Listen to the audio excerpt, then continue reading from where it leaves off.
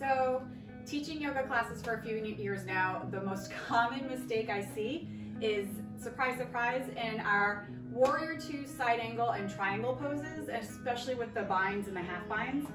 So I'm gonna go over that today. They are all very similar in terms of hip alignment, which is why it's all in one video. And I would recommend grabbing a yoga block. This is a great tool for a modification and to ensure that you are in proper alignment. And if you don't have a yoga block, a book or a stack of books are just as good. And if you're a techie and you don't believe in books anymore, maybe a DVD, anything, a garbage can, something in your house that's about roughly this size and stable can be used. So Jess is gonna start in a warrior two position. Good. So a couple of things to look for before she even gets her arms involved here is that the front toes are pointing forward.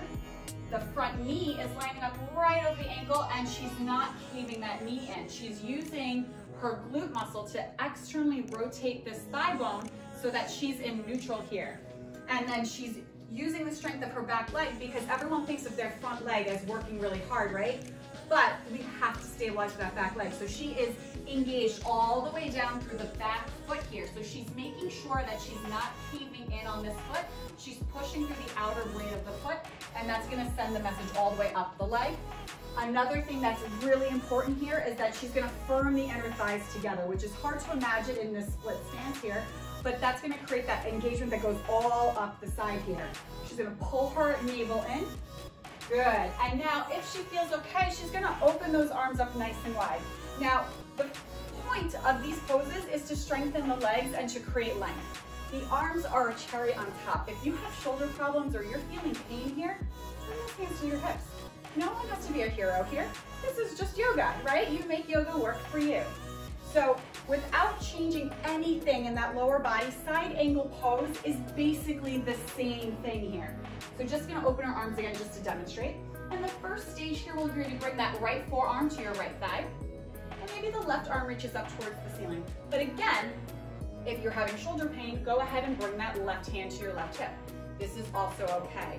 What she just did here, I don't know if you guys saw that, she rotated her chest open because here in that side angle variation, we're creating length here in the rib cage.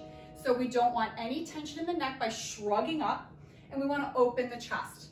That is key here. Now, if she's feeling a little spicy, she may actually sweep that left arm over her left ear. She's gonna get a nice stretch down her lat when she does that. And then, of course, we have the infamous bind. So that left shoulder will internally rotate, so the palm will face the back of the room, and she'll wrap that elbow around her lower back. But again, notice how her chest continues to open up, and she's continuing to create length in both the bottom oblique and in the top here. How are you feeling about a full bind today, Jess? We'll try it. Okay, so she's gonna internally rotate that bottom shoulder for me. Good, the elbow will bend underneath that front thigh and she might clasp hands. She's gonna be nice and gentle to her neck, shoulder away from the neck. And again, notice how she's not collapsing inward. That left shoulder's not internally rotating towards the floor. She's not facing the floor, she's opening up. Why don't you go ahead, open up and take a little break. Great. So she actually just, without even realizing it, she almost came into the transition for the next pose. Do you want to do this on the right? You want to do this on the left and shake it up? Let's do it on the left. Okay, so she's going to turn her left toes to the left, and she's going to bring her right toes either to that 90-degree angle or maybe a little bit of a 45-degree angle, depending on how she's feeling. So same thing, the checklist, just like we did in Warrior 2, she's going to have full engagement on that lower body. Now, why don't you go ahead and straighten the left leg? Shift the hips to the back of the mat. Good, and while firming the inner thighs together, she's gonna start to lower the left fingertips maybe to her shin, maybe to the floor. And Jess is pretty flexible here, but we're gonna show it just so that you can see what it looks like. I'm gonna bring a block right underneath her shoulder, and that's gonna allow her to lift up a little bit. And again, she's gonna open the chest, creating length here in the rib cage. Really important that she continues to firm the inner thighs together, making sure that left quad is turned on so that we're protecting the kneecap. And if you don't know what that feels like, go ahead and touch your thigh. Do you feel it turned on? Then it's turned on. And then again, if it feels okay, she may reach that right arm up. She may take that half bind here in that variation as well.